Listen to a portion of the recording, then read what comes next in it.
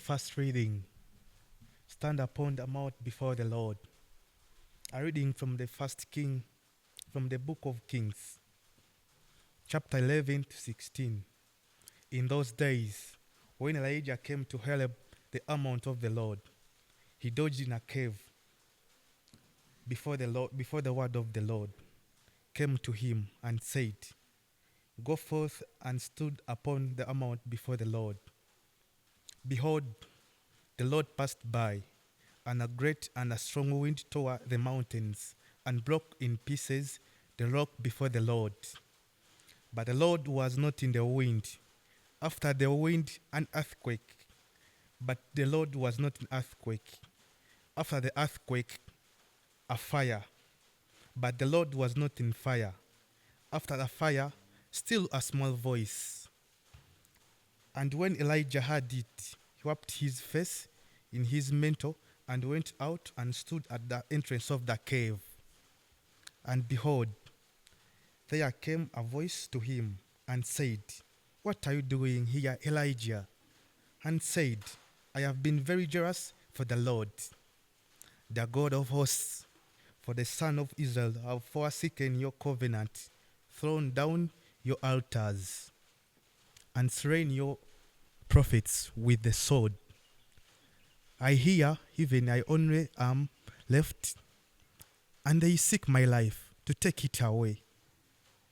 The Lord said to him, "Go, return on your way to the wilderness of Damascus, and when you arrive, you shall anoint Hazael to be the king over Syria, and Joah the son of Nimish you shall anoint to be king over Israel, and Elisha the son of Shaphat of Abel-Amor you shall anoint to be the prophet in your place." The word of the Lord. The responsorial psalm. The response is, "It's your face, O Lord, that I seek. O Lord, I hear my voice when I call. Have mercy and answer me. Of you my heart has spoken. Seek his face." The response, "It's my face, O Lord, that I seek." It is your face, O Lord, I seek. I hide not your face from me. Dismiss not your servant in anger. You have been my help. The response, "It is your face, O Lord, that I seek." I believe I shall see the Lord goodness in the land of living. Wait for the Lord. Be strong. Be shouted heart with your Lord. The response, "It's your face, O Lord, that I seek." Brethren, this is the word of the Lord. Let us stand up and welcome the gospel. Everyone who looks at a woman lustfully has already committed adultery with her. The Lord be with you. A reading from the Gospel according to Matthew. Glory to you, O Lord. At that time Jesus said to his disciples, "You have heard that it was said, 'You shall not commit adultery.' But I say to you that everyone who looks at a woman lustfully has already committed adultery with her in his heart. If your right eye cause you to sin, pluck it out and throw it away.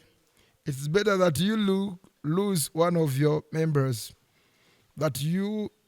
than that your whole body be thrown into hell. And if your right hand causes you to sin, cut it off and throw it away. For it's better that you lose one of your members than that your whole body go into hell. It was also said, whoever divorces his wife, let him give her a certificate of divorce.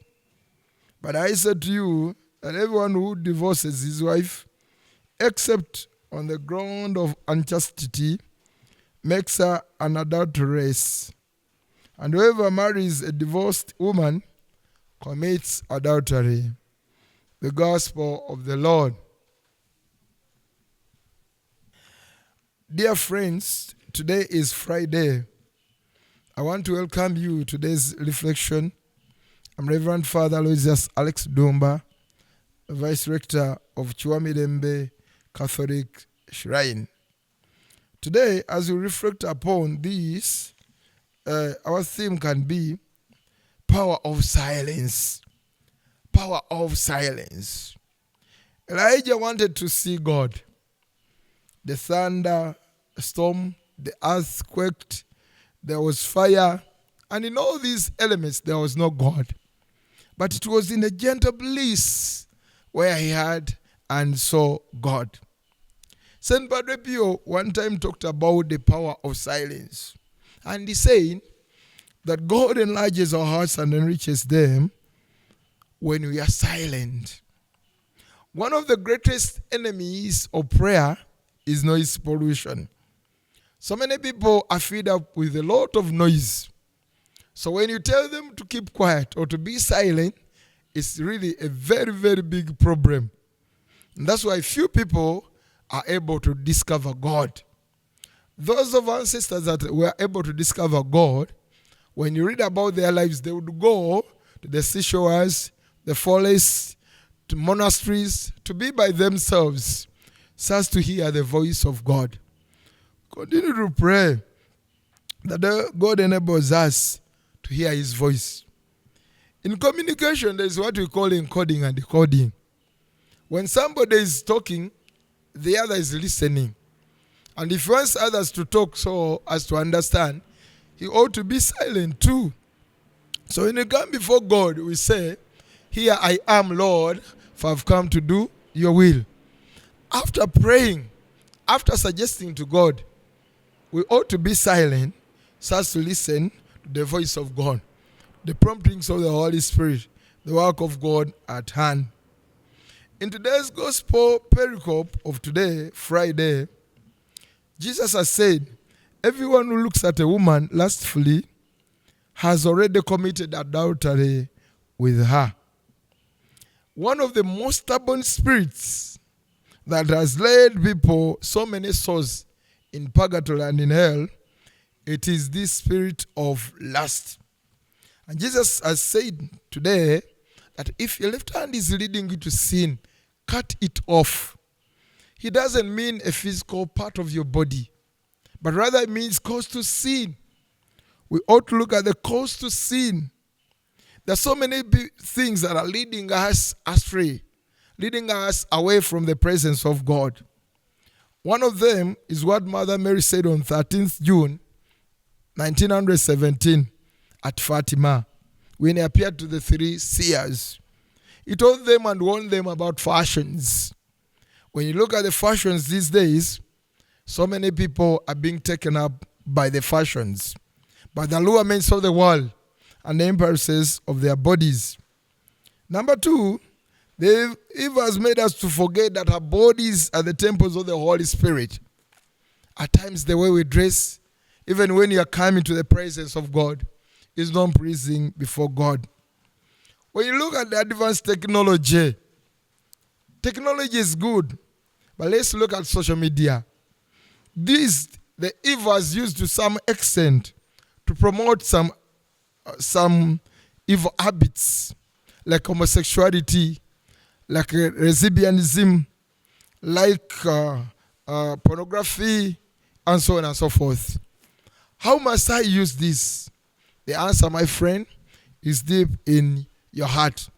So the Lord is saying, cut it off. Look at the teachings of the world. When you read the first letter of St. John, chapter 2, verse 15 to 20, it says, be careful with whatsoever the world teaches. When you befriend the world, then the love of God the Father is not in you. Look at the way our bodies are taking us from the presence of God. Look at the way the devil is driving us from the presence of God. Look at the way so many prophets, false prophets, have come even in the Catholic Church, prophesying the messages that have not come from God.